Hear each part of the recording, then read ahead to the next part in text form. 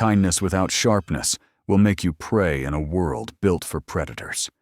You were taught to be kind, to stay humble, and to be gentle, believing the world would reward you for it. But deep down, you know this isn't true. You've just never had the courage to admit it. How many times have you been overlooked for trying to be the good one? How many times have you stayed silent to keep the peace, only to be disrespected? How many times have you held on to your principles, only to watch the cunning rise above you?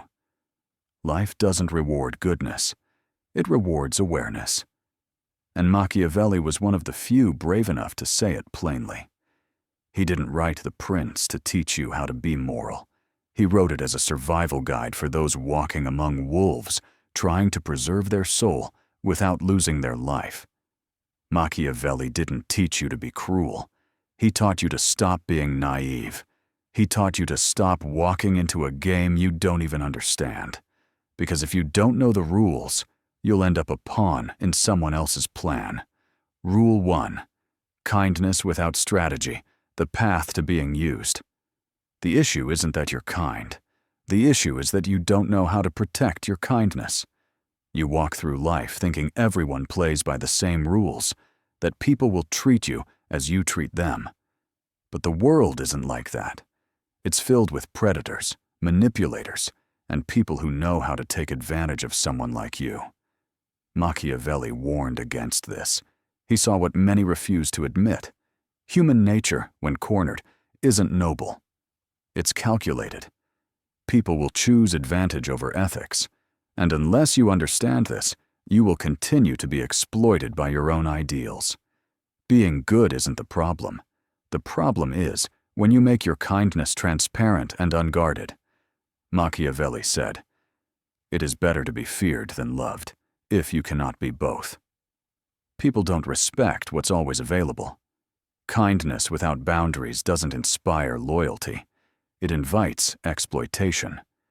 And when you allow this, you teach the world that you're weak, and that weakness will be used against you. Rule 2. The cost of craving love, the price of being overly good. Machiavelli would tell you, the world is not ruled by the lovable, it's ruled by the unreadable. When you crave to be liked, you become soft in places that need steel.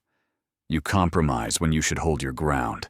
You give second chances when silence would speak louder. Being liked is cheap. It costs nothing. But being respected, that's earned. It requires boundaries, a backbone, and the willingness to walk away when your silence is more valuable than your presence.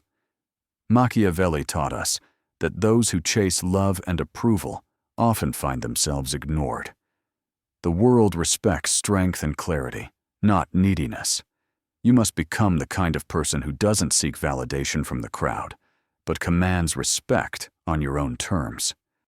Rule 3. The strategic use of power. How goodness without strategy makes you vulnerable. We've all been taught that if we do the right thing, we'll be rewarded. But the world doesn't work that way. The world doesn't reward goodness. It rewards those who know how to navigate power. Machiavelli saw this truth long before anyone else. It's not about virtue, it's about leverage.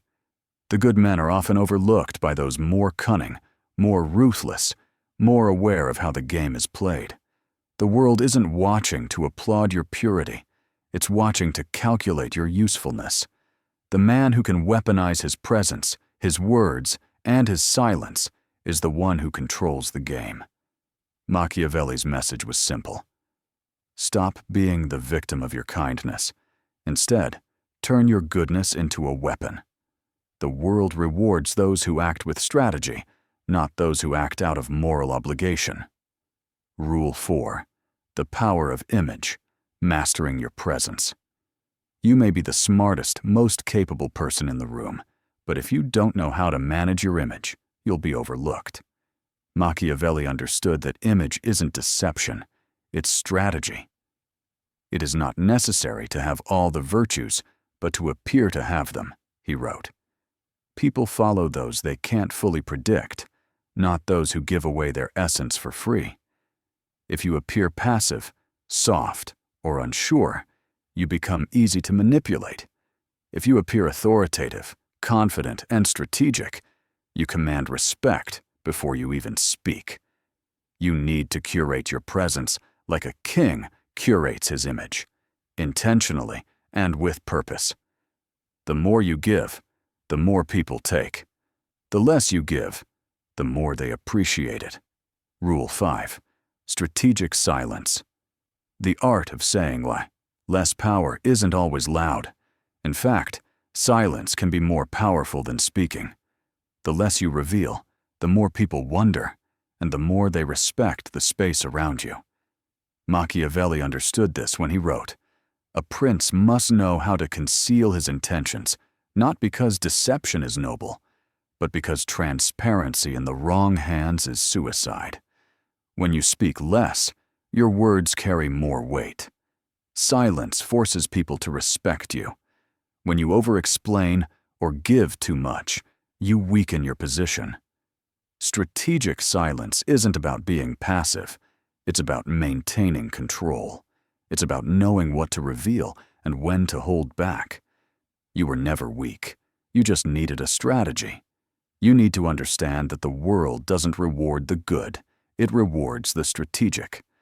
The moment you stop relying on kindness and start mastering presence, boundaries, and silence, you will unlock the power to shape your world, not be shaped by it. Stop chasing approval. Stop over-explaining. Start mastering the art of strategic silence and begin building a life where respect is earned, not begged for.